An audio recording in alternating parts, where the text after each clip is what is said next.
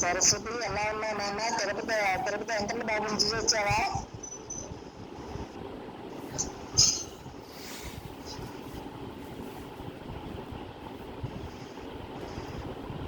జై గురుదేవ. సరే చదువు నాన్న.